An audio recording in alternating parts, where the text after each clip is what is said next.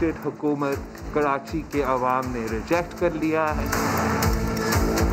कोई ये साबित नहीं कर सकता है कि पाकिस्तान पीपल्स पार्टी ने कोई धांधली की, और अगर ये इल्ज़ाम कोई लगा रहा है तो उनको साबित करना चाहिए। मैं काफ़ी सुन रहा था कि 10 का 2, 10 का 2, 10 का 2, तो 10 का की तरह कहाँ था वो फायरिंग शायरिंग जो आप लोगों ने करवाई।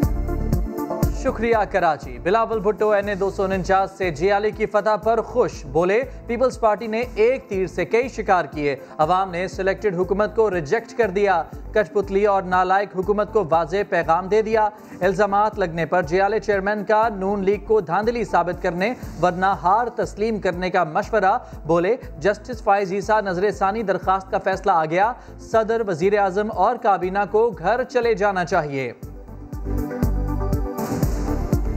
कोर्ट ऑफ पाकिस्तान ने जब जुडिशल काउंसिल ऑफ पाकिस्तान ने जस्टिस फाइज ईसा को बरी कर दिया है और इससे साजिश को बेनकाब कर दिया है, तो हम ज़रूर इस फैसले को वेलकम करते हैं। सबको मुस्ताफ़ी होना चाहिए। खान साहब और खान साहब की पूरी कैबिनेट इस जुर्म में इन्वॉल्व है। इन्होंने सब मिल के ये तजवीज़ दिया था सदर पाकिस्तान को।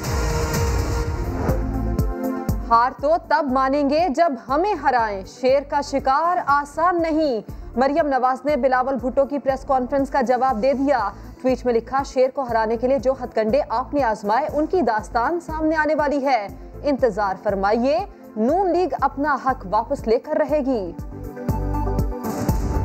जरदारी ने अपने मिनिस्टर्स को टास्क दे दिया था कि ये इलेक्शन मुझे किसी हालत में भी चाहिए। मुझे नहीं पता इन्होंने कौन से निज़ाम को इलेक्शन कमीशन में ख़रीदा। इलेक्शन कमीशन का भी ऑडिट कराया जाए, इलेक्शन कमीशन के अंदर जो लोग काम कर रहे हैं उनको भी देखा जाए कि कितनी जायदादें उनकी बन गई हैं। खुर्रम शेर जमान ने इलेक्शन कमीशन पर संगीन इल्जामात लगा दिए, बोले जरदारी ने वज़रा को हर सूरत इलेक्शन जीतने का टास्क दिया था, इलेक्शन कमीशन और हुकाम का ऑडिट कराया जाए। हलीम आदिल शेख ने भी बिलावल को जवाब दे दिया, कहा शुक्रिया कराची के बजाय शुक्रिया इलेक्शन कमीशन करें। कराची में ज़िमनी इलेक्शन पर सभी जमातें धांधली का वावेला करती रहीं, जो जीती खुश तो वही होगी। शहबाज गिल ऑपोजिशन पर बरस पड़े, इंतखाबी इस्लाहात की दावत दे दी, साथ ही ये भी कह दिया कीमत NRO कोई ना रखे। साबिक DG FIA बशीर मेमन से भी सवालात पूछ लिए।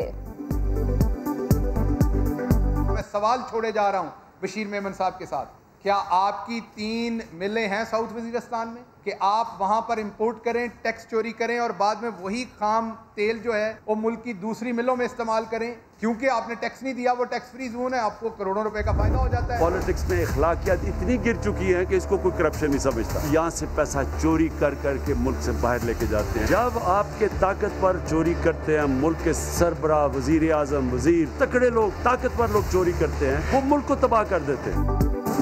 पैसा चोरी करते हैं, ले जाते हैं बाहर, वही हैं मुल्क के सबसे बड़े गद्दार। वज़ीर आज़म इमरान खान ने की दिल की बातें, कर दिया हरीफों पर फिर लफ्ज़ी वार, बोले ये हम ही हैं जो हुकूमत में आए और नैब ने बड़े बड़े लोगों पर हाथ डाला, करप्ट माफिया के खिलाफ जदोजहद करेंगे, जब इनसे निजात मिले तो ही असल पाकिस्तान बनेगा। इमरान खान ने एतराफ़ किया कि उनसे भी गलत फैसले हो जाते हैं।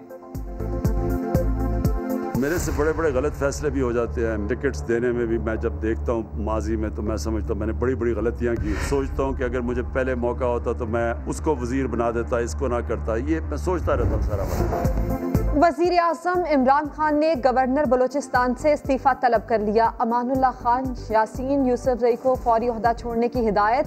खत में लिखा, सियासी हालात का तकाजा है किसी नए शख्स को गवर्नर मुकर्रर करूँ।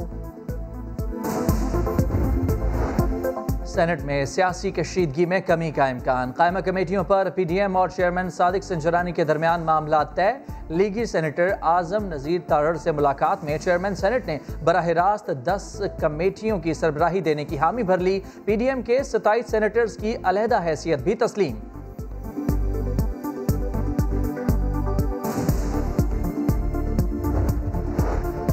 कोरोना की तीसरी लहर मजीद 131 जानें ले गई, 5112 नए मरीजों का इजाफा।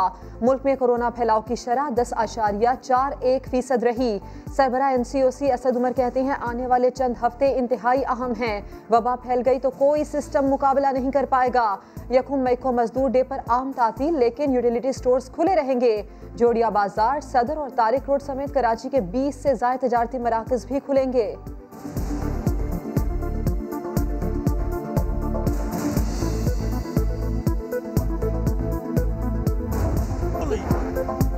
वजीर आजम ने फिर अवाम की सुन ली, पेट्रोलियम मसनूआत की कीमतों में इजाफा न करने का ऐलान कर दिया।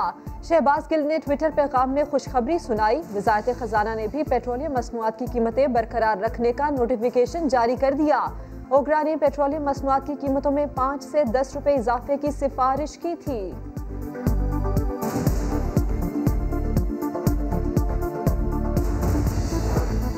वफाकी हुकूमत ने गिलगित बल्तिस्तान के लिए 370 अरब रुपए के पैकेज का ऐलान कर दिया।